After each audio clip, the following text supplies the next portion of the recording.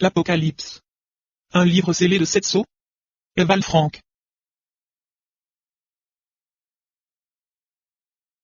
Avant-propos. Dans cet exposé nous considérerons principalement la période de l'Église du Nouveau Testament, et nous utiliserons des passages des Saintes Écritures qui donnent des informations sur le cours des temps. Le point central de ces choses se trouve dans le dernier livre prophétique de la Bible, l'Apocalypse, la Révélation. La parole prophétique renferme des symboles qui sont, en fait, difficiles à comprendre.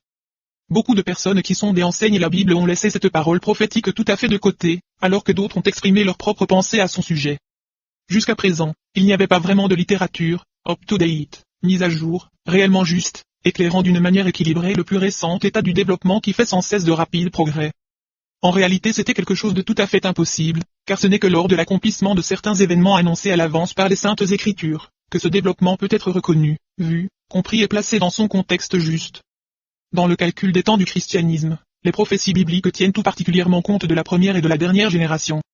Ce qui honore le Dieu omniscient au-delà de toute mesure, est le fait qu'il a fait écrire à l'avance ce développement des temps. Pour avoir la meilleure vue d'ensemble nous traiterons, un à un, chacun des chapitres de l'Apocalypse, et consulterons au travers de toutes les Écritures les passages bibliques en relation avec eux. Les introductions sont courtes, mais elles suffiront à ouvrir au lecteur qui est vraiment intéressé, l'accès au conseil de Dieu. Que le Seigneur notre Dieu accorde à chaque chercheur sincère la juste compréhension et la révélation par l'Esprit pour saisir correctement le texte de l'Apocalypse. Bienheureux tous ceux qui sont dans l'Esprit pour lire la parole inspirée par l'Esprit, ainsi que tous ceux qui la comprennent par l'Esprit, car c'est l'Esprit qui sonde toutes choses. 1 Corinthiens 2, 10-16. Chapitre 1. Introduction. Le jour du Seigneur. Origine et importance de la parole prophétique.